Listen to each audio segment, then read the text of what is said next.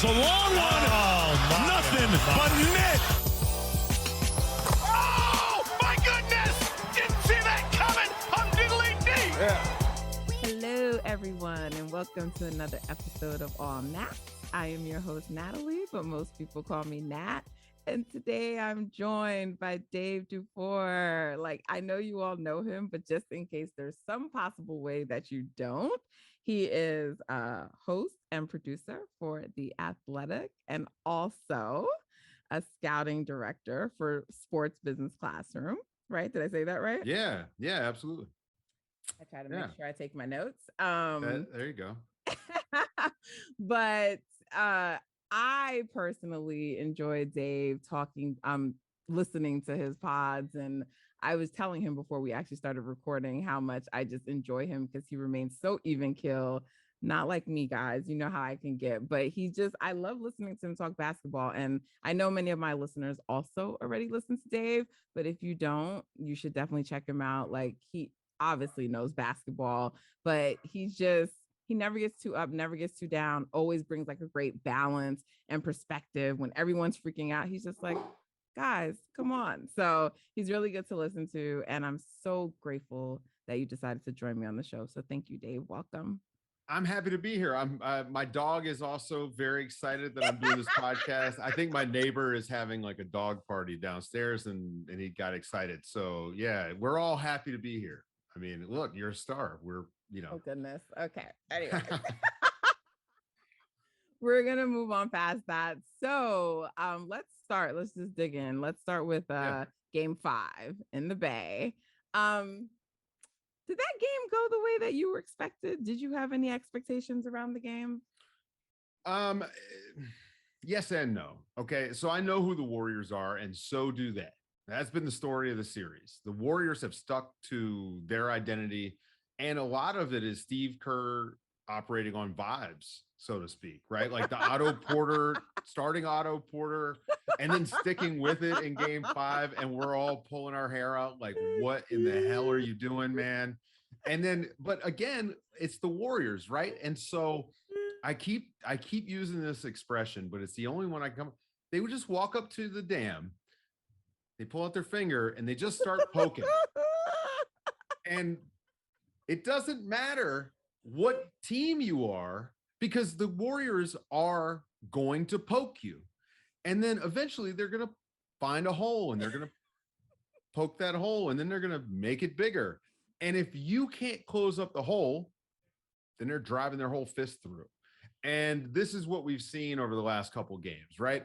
Steph Curry, if you just watch Steph Curry play in Game 5 and you stopped all the tape before the ball goes into the hoop, he had an amazing Game 5. Amazing. An incredible Game 5. The only thing that didn't happen was the ball. If he had hit 4 threes instead of 0, everyone is blowing up about Steph Curry. And now he goes 0 for 9 from 3. And it's like, well, Andrew Wiggins. It's like, I'm sorry, man, but this guy thrived off Steph Curry. But back to the game. My expectations were the Warriors were going to continue to do what they do.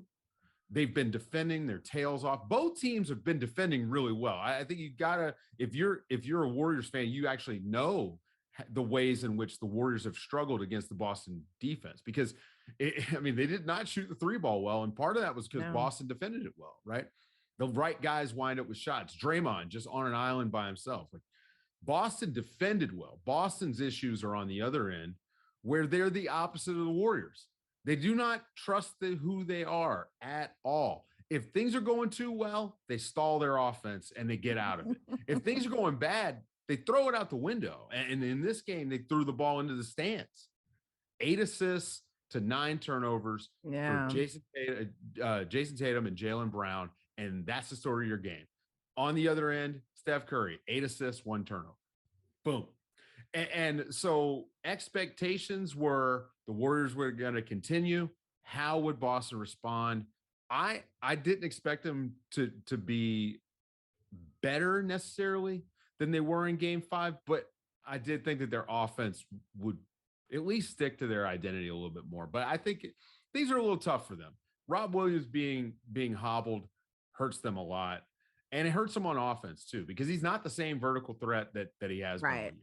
Right. And so that's part of it. But the other thing is that these guys they get discombobulated when the pressure's on. That's just reality. This is why I think the Warriors will close it out in game 6. Do you? Okay. Oh yeah. That was going to be one of my questions. Oh yeah. Sorry, I didn't mean to jump. We're making a podcast here. I should have saved it. No, like stop it. So in the pressers prior to the game, Ime suggested that he wasn't going to change up his defensive coverages. Did you believe him at the time? Because he did. They defended Steph differently. And I thought like maybe he would just show some different coverages, but he went all in on, selling out on Steph. And I was just curious. I thought he was lying. I didn't think he was telling us the truth because like, why would a coach really reveal what he's going to do? But were you surprised he went that route? And like, do you think we'll see that again, or will they like just go back to what they were doing for the earlier games? I mean, honestly, it didn't work. No, it didn't work because the Warriors still got looks. And yes, Steph 0 for 9, that's going to stand out, but he's not going 0 for 9 again. No. So, he got good looks and just missed them. And that First is time missing a 3 ever in the playoffs, ever. And again, good looks. I mean, 132 out of 133 playoff games, this guy's hit a 3. Oh, he's gonna hit 7 in game 6, right? Like everyone's worried about game 6 Clay. Curry, after missing a 3, what does that look like in the regular season? Because we don't know, because it didn't happen in 233 games. So, I do think that there's a certain amount of like, what can you do against a player like Steph Curry? There's just not much that works. I mean, we saw that the drop doesn't work because you're doing a drop at 30 feet. Yeah. Like it's just impossible. That's too much space. Steph can get past you. I don't know. And when you've got a guy who's as solid and reliable and dependable as Andrew Wiggins, isn't that cool? Right? Andrew Wiggins. He's just so reliable and on both ends, right? Like his rebounding has been fantastic. His defense has been great. Really just giving those guys fits. I think that it went about the way I expected. I mean, I picked the Warriors. We've been doing these heads, like pick the winner at the Athletic. I picked the Warriors, and I'm not surprised that they won that game. Yeah, I wasn't either. I didn't think. I mean, the Celtics are capable, but I didn't think they were going to win another game and chase, to be honest. So, I mean, there could still possibly be a game 7, but I didn't think they were going to win that second one. So, I expected the Warriors to win. I kind of had a sense that's how Ime was going to defend or choose to defend Steph. So none of that surprised me. And I sort of expected, because I just feel like no matter what, Steph has one of those games like each finals, right, where it's like he doesn't shoot well and everyone ignores the fact that he does other things well on the court or that he's still helping the team. So that's just, it's going to happen. But I knew we'd have a game where like the others would step up, and I figured if there was anywhere to do it, it would be at home. And I mean, I don't even consider Andrew Wiggins an other, but like GP2 had an amazing game, and I feel like it's not even being talked about because Andrew Wiggins was so amazing. And like when you think about the fact that where he just was coming off of that injury, I'm so happy for him. I'm so happy for both of them. I mean, Andrew Wiggins has just changed the narrative about him. And it was a false narrative. It was. I talked about this morning to somebody. Andrew Wiggins has been a good basketball player for the majority of his career. He played on a loser, and that's it, right? And it stuck with him. The guy was pretty good right away in Golden State. Once he kind of figured out, I mean, we saw the increase in effort. Like the coaching staff is so good at meeting players where they're at. Instead of having a one style fits all sort of coaching approach, they really coached Andrew Wiggins instead of generic basketball player. And look at what happened. Like this sort of rebounding effort that we're seeing out of him, it was a knock that I had on him for his whole career until he got to Golden State. And then all of a sudden it's like, oh, no. There it is. Yeah. Freak athlete, right? And now he's putting it to use. I mean, he jumped up for a rebound last night. I mean, his nipples were at the rim. He was this high. He was mid chest high on this rebound. Now I'm exaggerating. He's the most athletic player in the series, or is that someone on the Celtics? I don't That's a good question. I mean, and athleticism varies, right? Steph Curry is a Yes.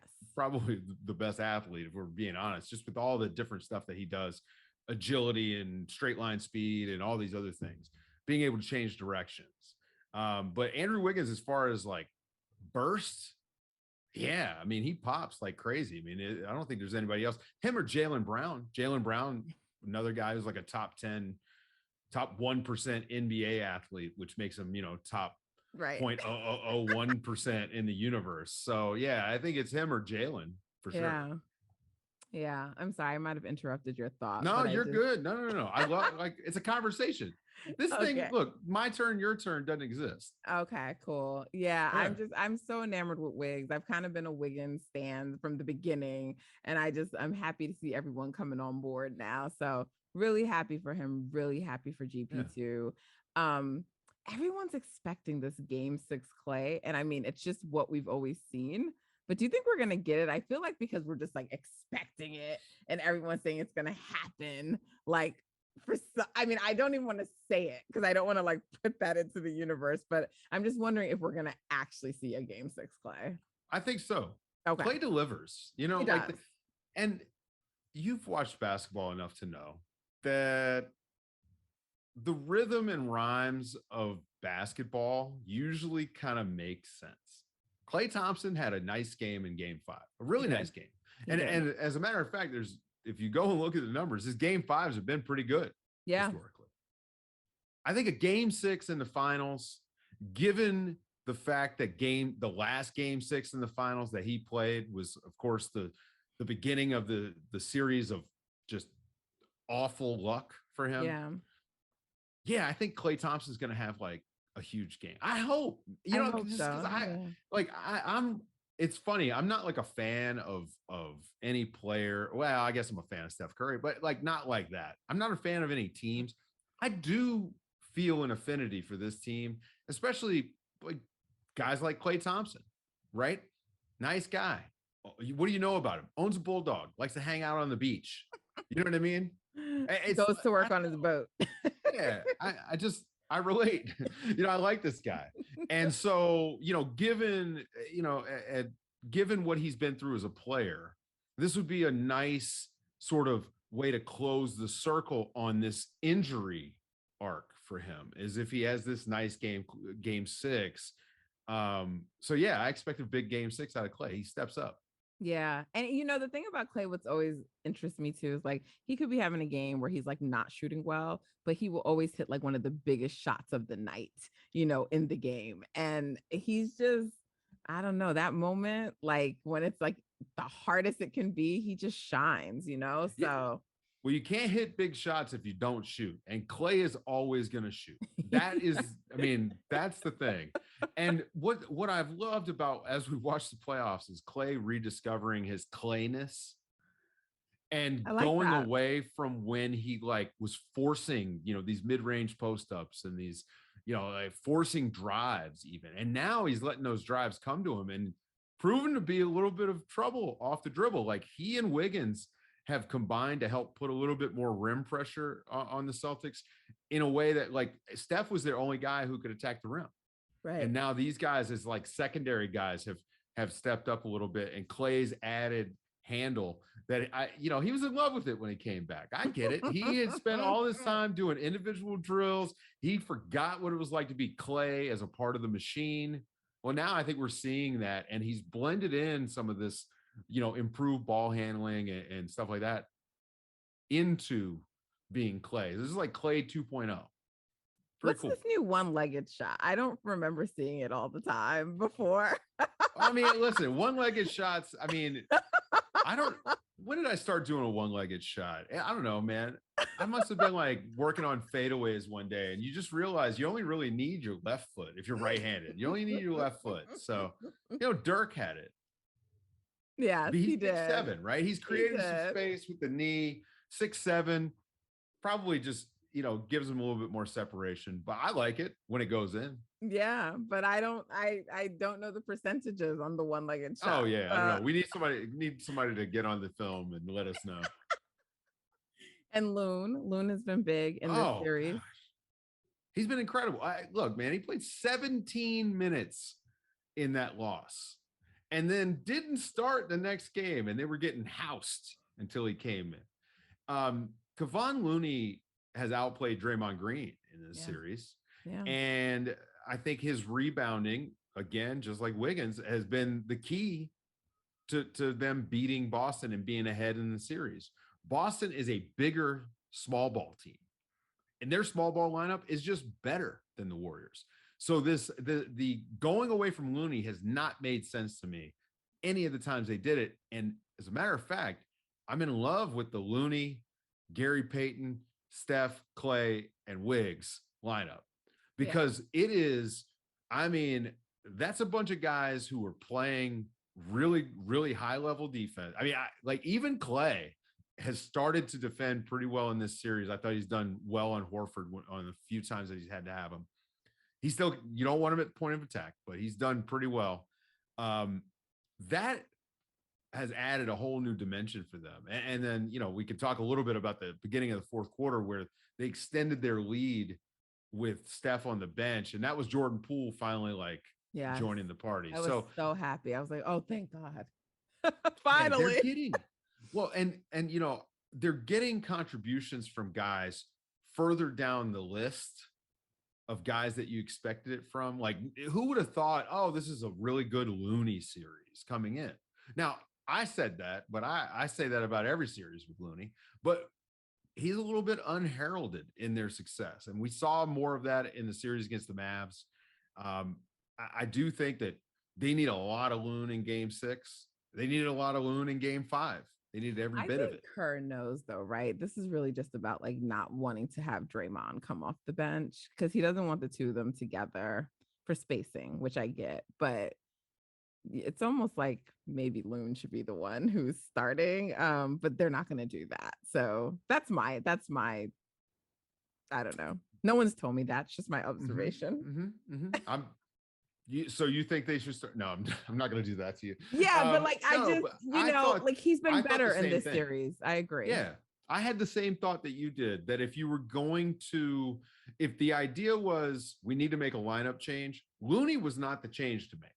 Yeah. To me, it would be you find a way to get Gary Payton in the lineup, or if you wanted to go with more shooting, Draymond would be the guy out. Now that's never going to happen. Right. And Draymond, look, he had an amazing game 5. He did. It was awesome. And he fouled out. That, to me, that was okay. So he gave everything. He literally gave everything he had. And so, yeah, I mean, you can't take Draymond out of the starting lineup. So you're going to take Looney out. I just play them both. Play them both. Yeah. Plain and simple. Yeah. I'm looking forward to game 6. I initially predicted the series to go 6, but at first I thought, well, once it started, I thought the Warriors had to win game 3 if that was going to happen, because I was like, if they split and the Warriors win game 4, then they got to come back win 5, 6. I felt like Boston losing 3 in a row was going to be pretty unlikely, but now I feel like it can be done. And I don't know if that's just the fan in me or I don't. I think it's like I sort of feel like the Warriors have figured some things out with the Celtics.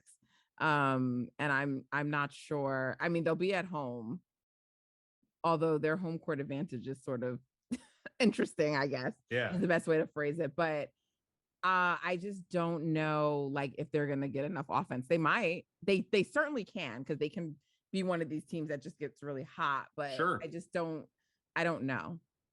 Yeah, I mean, they missed 12 straight threes and then hit 9 of 10.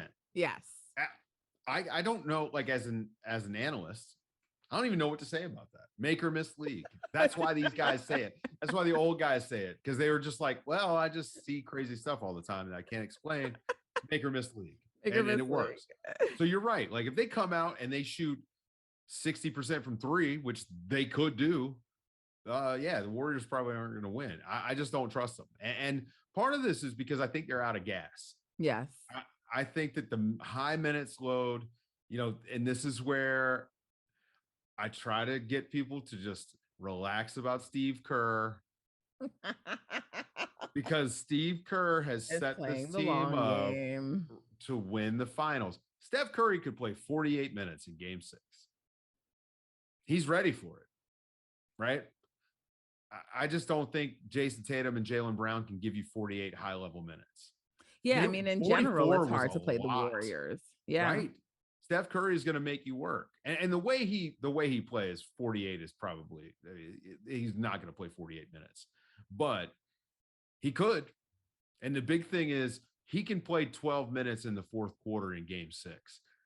Jason Tatum looked like he was just asleep. I mean, he was dead legs, doesn't quite describe what we saw from him in the fourth. And I thought he had an okay game at, for the most part, but he was fried, and it was showed up on both ends. So I think from an energy perspective, I'm favoring the Warriors also. And I think that that's just as important as the schematic stuff and the bad identity or the lack of identity or concrete identity. I think that the energy at this point, because Boston is probably the better team, if that makes sense. Like, I think that if you played this game, like if you had to play one game and it's 4 months from now and everybody's healthy or whatever, I think Boston probably wins. But I don't know, because this is a theoretical situation. But it caught up to them. The season caught up to them. All the heavy minutes seems like it's caught up to them. And then Steph Curry, he's a world beater. Doesn't matter who you are. Doesn't matter if you're a better team. This is not the first better team that we've seen Steph Curry have tremendous success against. So, I think that they're probably out of gas, and game 6 is probably it. Although game 7 would be better for me because, more stuff to talk about. So, you're making me think about this a little bit differently than I think I have to this point, because I've been arguing the whole time that I think the teams are relatively even, but I think what I really am trying to say, which is just the light bulb going off now, is I think talent-wise, I don't think the teams are that different, but as a team, you're right. Like, the Celtics might be a better team. It's sort of like when the Warriors played OKC. I think OKC was the more talented team. Yes. But the Warriors are a better team. And maybe that's what it is. So, and so then I've always said, like, then I give the edge to the Warriors because they have Steph, because I kept pushing back so much when people were like, the Celtics are a better team. I'm like, no, they're not. But I'm like sitting here thinking about it again. And because so many people who I respect keep saying it. So I'm like, what am I missing? And I think because I just think when you look at the talent, but you look at someone like Poole, who really hasn't put it all together yet. Right. And then I feel like the Clay we're seeing now is going to be a much better Clay next year. Right. And I think the Warriors are going to have to figure some things out. Cause I think Loon is just becoming better than people even thought he could be. Free agent. And there's some regression with Dre. There's just going to be some things to figure out with this team. So I think when they really figure out how to put it all together now, they could be a better team. But they were figuring out a lot once the playoffs started because they didn't play a lot of games together. Right. Yeah. Well, and part of it, you're right. It's about the collection of individual talent, right? So like Boston just has more of that.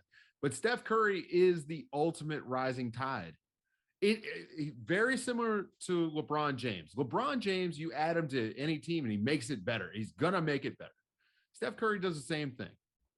And it's not a knock against the guys that are on that team because, there's 3 Hall of Famers, or 4, I guess, maybe if Iguodala is a Hall of Famer, but he's not a rotation player in the NBA right now. So, they have good players, but they don't have the same level of individual talent, but they're a better basketball team. And that starts with Steph Curry. And he's the best player in the series to me by a great deal. This is a tier 1A guy. Yeah. This is one of the few guys in the league that has proven you can win a championship with him as your best player. There's just not that many guys in the league right now. 3-point guard. Right? It's Steph, it's Kawhi, it's Giannis. I mean, LeBron, kind of, you know what I mean? Like LeBron, but we need to Do you still maybe put keep Kevin seeing Durant it. in that category? I I don't shouldn't know. say still because I don't know if you did, but I didn't. Oh God, this is gonna cause no, a whole okay, thing. I that's don't want to fine. go into. We can I don't add want to that go into the on. whole thing. Listen, I just think that I'm on record about Steph and KD when they were on the Warriors. Yeah. I think Steph Curry has been the best player in the NBA since 2015.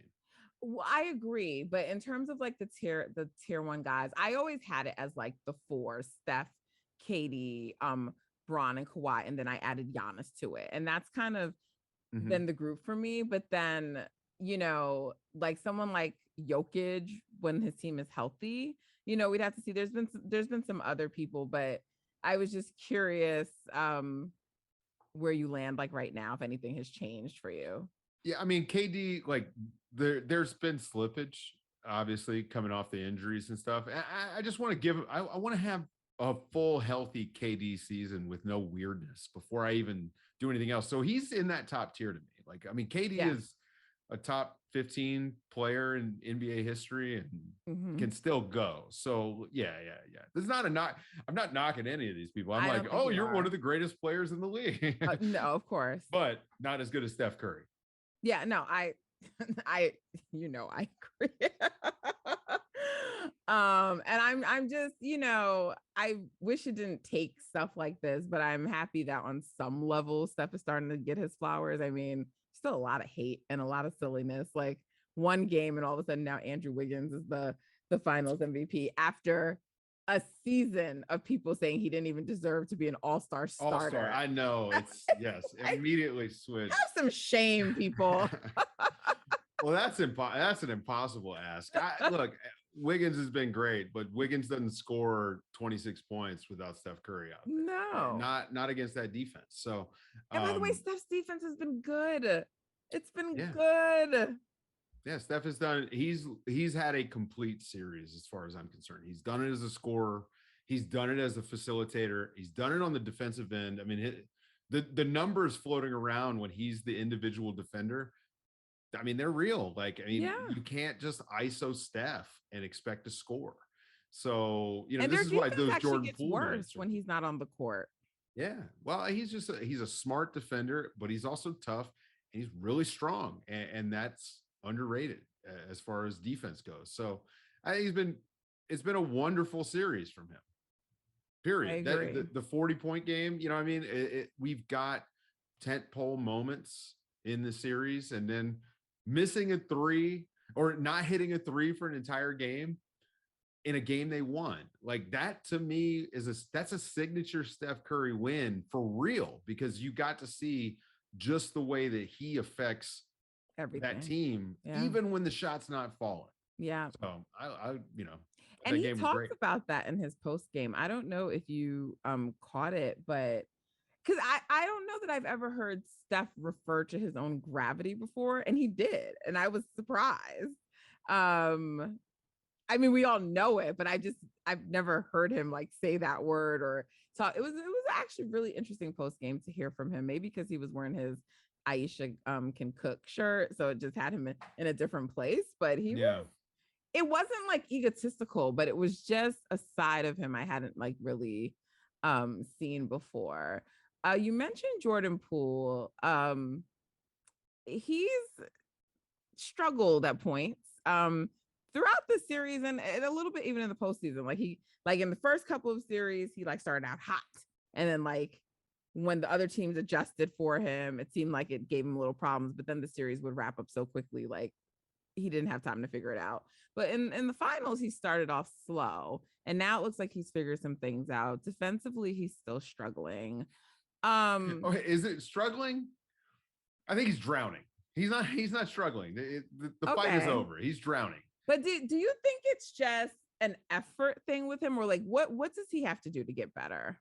I mean, part of it is okay. So there's the play where he draws a foul on Marcus Smart, the phantom foul.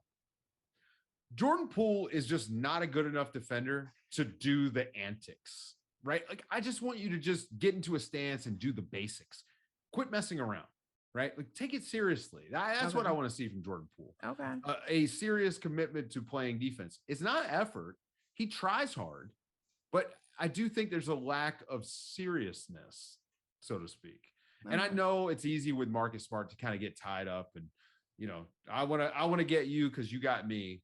But that's what I would like to see out of him as he progresses as a player. But physically, he's small. Like he's get pushed around. You put a hand on his hip, I mean, there's not much there, right? Like he's moving. So like that is the bigger part of it, is that he is an easy physical target. And so, guys like that, John Morant, like look at how quick John Morant is, and he can't get it to translate on defense. Just not enough. I mean, frankly, not enough ass, right? Like he's just not thick enough to actually do the stuff that you need to do. And this is where hopefully he gets serious about his body, and being on a team with Steph Curry. That's a good example, because Steph Curry is probably the strongest guy on that team. I mean, I know his deadlift numbers are pretty impressive, his squat numbers. And I think that when you look at how he's built his body up, and part of that is just, as he got older, he kind of grew into a man, and Jordan Poole will likely add a little bit too, but he took his body seriously and got strong. Bulk isn't necessarily strength. Strength, you can be wiry and strong. Andrew Wiggins is real strong, and he doesn't look bulky at all. So I'd like to see him. I'd like to see him get serious in the weight room this summer. Try to just add strength and hope that can help with the defensive stuff. But then he's also got to stay awake when he's off the ball. He gets back cut too much. I don't know. It's just he's a young player, and he cooks on offense.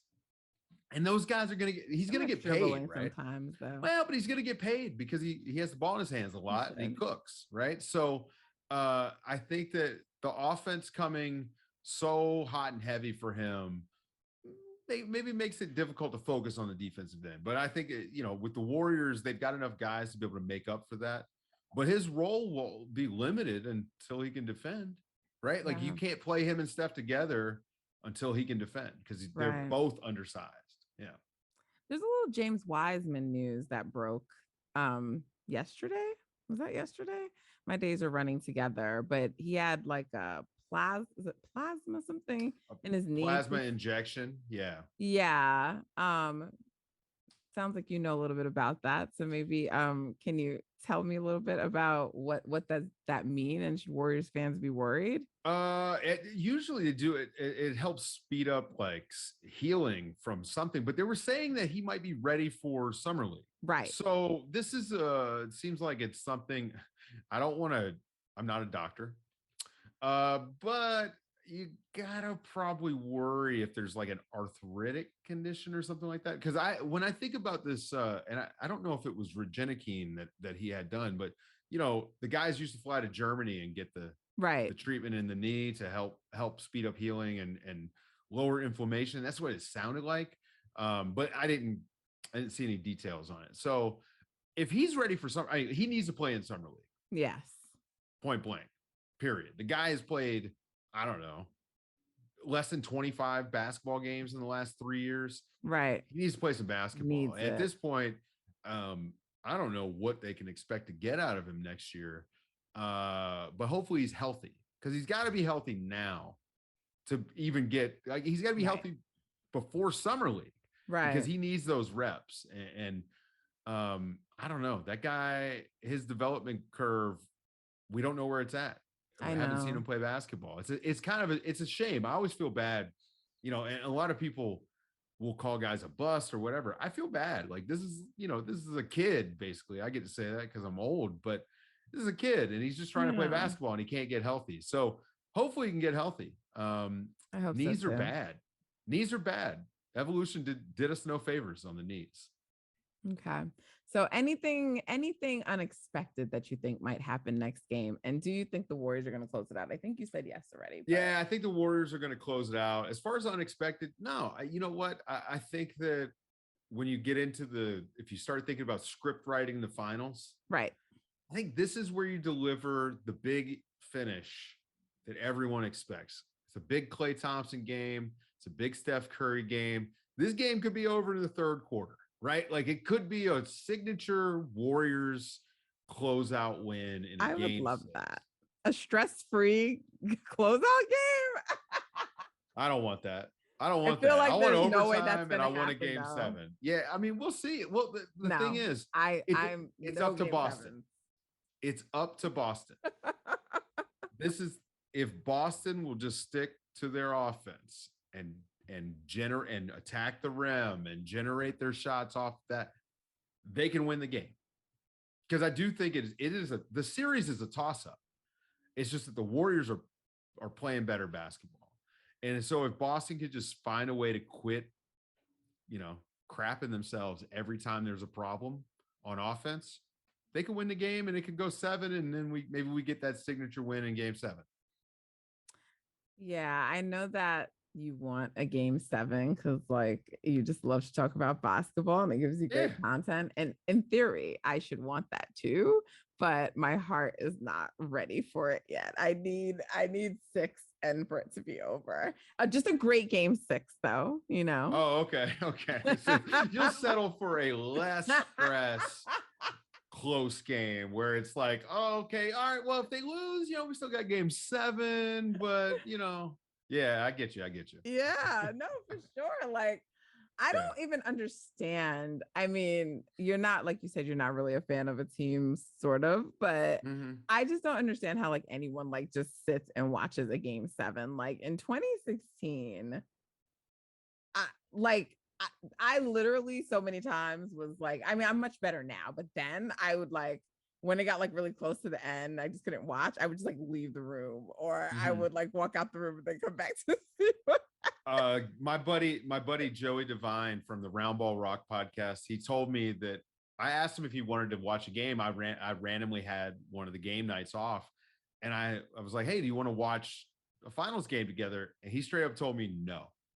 He was like, I cannot watch these games with anybody else. He was like, I'm too invested, can't do it. I'm a psychopath. I was like, okay. So I'm going to sit and hopefully watch a game 7 on Sunday and be very relaxed. It's going to be nice. Yeah, I usually typically actually don't like to watch games with anyone, but not when it's my team. But I am actually going to be doing playback on Thursday. Oh, so you're going to watch it with everybody. So they're all going to see you freak out. I don't know what I'm signing myself up for, but I'm like, let me just try it and see. So it looks like a good time. It should be fun. Yeah. I think the Warriors are going to close it out too, but I don't, I see some people saying like, oh, I think, Boston is not a team that's going to lay down. Like they've shown that throughout the postseason. Now they just may be too tired. Like they just the fatigue may be too much, but they're definitely like, they're not going to lay down. Like they're not defeated. This is where Boston has to stay connected. They can't let the Warriors do what they did in the first half and get a 12-point lead because they kind of like blew through their energy reserves, I think, in the first 2 minutes of the third quarter. And that whole run where they fought back, I really think that hurt them in the fourth. It was just so hot and heavy. And I mean, they were just all over the place. Jaylen Brown had that great steal on Klay Thompson and, a couple free throws. They hit some threes, but they were just moving. They were going hard. And I think that this played right into the Warriors' hands. The Warriors, I don't know if you noticed, they were, to me, lackadaisical in the first half. Both teams looked like they were kind of hung over. And it was weird how slow everybody was moving. And I almost wonder if the Warriors were doing that on purpose, because in the previous games, it felt like early on they had been sped up by Boston. And it was almost like someone was there saying, slow down, pulling up on the reins a little bit. And coming out of the gate in the third, Boston bum rushed them and they ate the punch and they came right back with their own. And to extend the lead with Steph off the court, that was it. The game was over. First 2 minutes of the fourth quarter, it was done. Right. Boston was cooked. Yeah. With Steph Curry off the court. And so I think Boston needs to watch how it uses its energy. And that's going to be, don't let the game get away early. You can't let them get a double-digit lead in the first quarter. Yeah. Just can't happen. If that happens in game 6, it's a wrap early. It's done early. So I think for Boston, they gotta come out even keeled at their pace. Don't get sped up. Don't burn yourself out, and don't let the Warriors run away from you, because it's just going to be a short night if that happens, because they don't have the gas for it. Agreed. Okay, I have one more question to ask you, but before I do, just a quick message from Loop. Hey guys, so I'm so excited to announce that I'm partnering with Loop. Loop offers hoop enthusiasts and sports fans like yourselves another way to take your love for the game to the next level. They provide sports cards for card collectors and lovers of the game. Download the Loop app so you can be a part of one of the fastest growing sports communities. Use my personal link, loop.cards/Natfluential. Loop is spelled LOUPE and Natfluential is spelled NATFLUENTIAL. So use my personal link, like I said, loop.cards, plural, /Natfluential. And when you use that link to download the Loop app, you'll get $20 towards your first purchase in the Loop app. All right. So go ahead, go download it now. All these details that I included will be in the description for the show, wherever you listen to your podcast, or if you're watching on YouTube, it's also available in the description for the show. And there's a link there, so you can click it. Go click it. Click the link now and get the $20 towards your first purchase. Don't say I never did anything for you. Happy purchasing. Okay, and we're back. So, and I don't know if this is something you're comfortable commenting on. So if you're not, it's okay. But after the game ended, Windhorst made a remark about it being a checkbook win for the Warriors. And there was a lot of like talk about it on Twitter. And his rationale was kind of like, you have to compete with the Warriors plus like their checkbook. And I thought it was an odd statement to make, because I don't think the Warriors, like people were talking about the fact that they're homegrown and all of that. And that's true for the most part, but they also, they're not like getting any like benefit, like rules. They're not like, there's nothing that they're doing that any other owner in the league cannot do. So I didn't understand the comment, but maybe I'm being, a little bit more sensitive because he's talking about the Warriors. So I was just curious if you had like any opinions on like what he said or that remark, because it was like Twitter was ablaze and like Warriors fans were really upset. And I don't know if he meant it the way that he said it, but I don't know. Look, they won the game on the basketball court. Right. It's not a bunch of contracts running around out there. As a matter of fact, that's one of the things that I think is kind of gross about the media. Not that Brian Windhorst was doing that. Right. I think his point, and this is me, I try to be gracious with people. I think his point is, this is a team that, and I don't think he went into the homegrown part. Maybe he left that part out. Yeah, but they did home grow their talent. Yeah.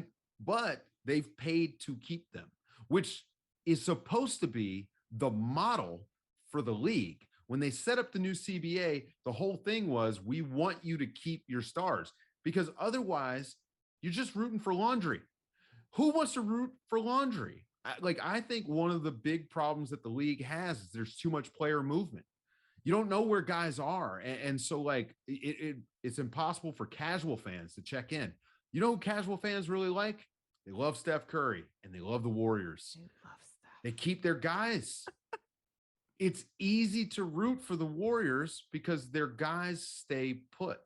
And they built these stars came up in their program, and they paid to retain them within the rules of the game. You don't have Steph Curry out there lobbying in the media for guys to ask for trades to come to his team. This is a model franchise. And so it is weird to see anybody say, like, just chalking it up to the checkbook without all of the context. But he's not wrong either, because this is the ideal situation. They did win it with their checkbook by keeping their team together. That's what you want. That's a win for the league. It's not a bad thing. No. All these other broke owners, all the broke owners should spend some money. That's player empowerment too, because you know why? They make more money. Yeah. It's also funny because I mean, these are all a bunch of rich people, but like of the rich people, Lacob is not even one of the ones at the top of the rich people. So. He's investing in his product. Yes. And I love it. And after all of the difficult years for the Warriors, the fan base definitely, you know, it's a weird thing to come away from that game though, and to say that, like, that's a weird. I don't know though, because I'm not on TV, so I'm not sure about what the pressures are. Like, what do you have to deliver for that? Right. But it rubbed a lot of people the wrong way. Of course it did. Yeah, but I do understand. Like, again, try to be gracious. I know what he means. I know exactly what he means. I just, you know, it'd be nice if it was maybe like, let's put a positive spin on it. We, you know, as far as like I go, like, I think the league is better served when these guys get to stay home. And by home, I mean with their original teams. Now, I'm anti-draft. I think the draft is bad. Like, you're telling these guys where they have to work. I would rather see some free market negotiation. That gets tricky with sports. Like, you know, I understand you have to come up with incentives and other ways to make it work.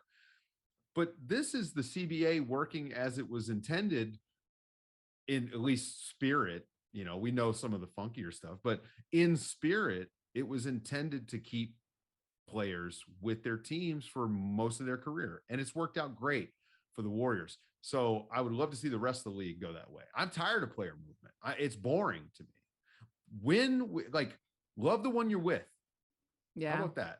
Just do it. Yeah, what the Warriors have done is special, and I don't know if we're gonna see it again or too many more teams like it. So definitely happy to be a fan of this team, and incredible stuff. Six finals appearances in 8 years. That's remarkable stuff. Yeah, that's remarkable stuff.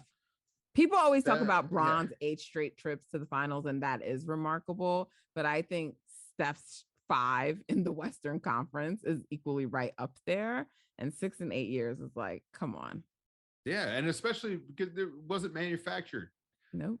It's not like all right, they signed Kevin Durant. Cool. You know, and they got a couple titles out of it.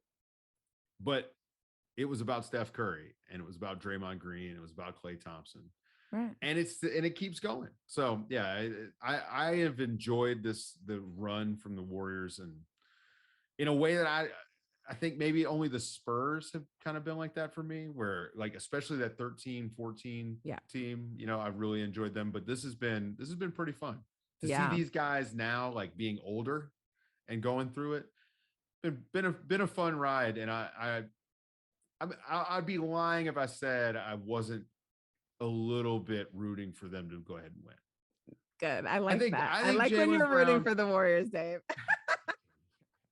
Jaylen Brown and Jason Tatum are young. They got plenty of time. I know.